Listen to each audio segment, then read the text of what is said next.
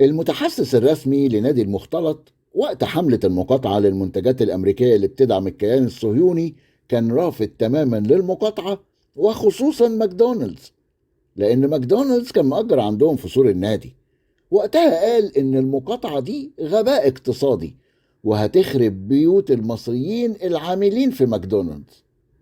وهنا تشعر بالتضامن الاجتماعي وإحساس الإنسان بأخيه الإنسان. تمر الأيام يا مؤمن واتصالات تنزل إعلان في عربية إسعاف بيضة بخطين حمر مع مجنون أبيض منطلق في الشارع. منظر عادي يعني، شفناه كتير، وخصوصا لما الأهلي بيكسب بطولة. فتتبدل المواقف ويغوروا بقى في ده يا اخواتنا المصريين اللي بيوتهم هتتخرب، ويتحول الغباء الاقتصادي لذكاء اصطناعي، وندعو بقى جماهير الزمالك العريضة إلى تغيير خطوطها من اتصالات لأي حاجة تانية، لأن اللي يعادي جمهور الزمالك يستحمل. وبغض النظر على إن هم مدين نفسهم أكبر من حجمهم، وهم عارفين كويس قوي إن الخط اللي هيتكنسل الأهلاوية هيشتروا قدامه 10 خطوط. بس مش ده الموضوع. الموضوع إن المتحسس الرسمي يطلع يؤكد ويتباهى بإن الشخص عديم الرباية عديم الاحترام المتجاوز يبقى أخوه، وكان بيعبر عن غضب ملايين من الزملكاوية.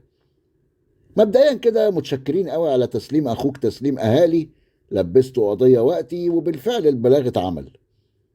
يستاهل الصراحة يعني، ما اقدرش انكر. ثانيا، ازاي شخص بالاخلاق دي بعدم الامانة دي يبقى طبيب، وكمان طبيب نساء وولادة؟ طب ده هيحافظ على اسرار المرضى ازاي؟ ده يؤتمن اصلا على سيدات فاضلات ازاي؟ ده غير انه اكيد وشه هيبقى فقر على اي مولود يعني. وعلى فكرة، معلومة بس صغيرة كده وفكروا فيها، المتحسس الرسمي والزملكاوية مش زعلانين على كرامتهم اللي اتمسح بيها البلاط زي ما بيقولوا. الموضوع مختلف. هم عايزين يضربوا الراعي الأهلاوي، عايزين يخوفوا بقية الرعاة. واللي مش مصدق يسأل نفسه، طب هم ليه ما قدموش شكاوي في عبلة كامل؟ دي غنت لهم خدوا 6 رايح خدوا 4 جاي. وما اشتكوش ليه يونس الشلبي لما قال عليهم بوابين؟ حتى أفلام الأبيض وأسود كانت كلها تريقة عليهم، والأمثلة كتيرة قوي يعني. حتى مؤخرا رمضان اللي فات ده كان في مسلسل هاريهم تريقة وأكبر بقالة في مصر، وهات فلوس عشان بنلم الزيزو.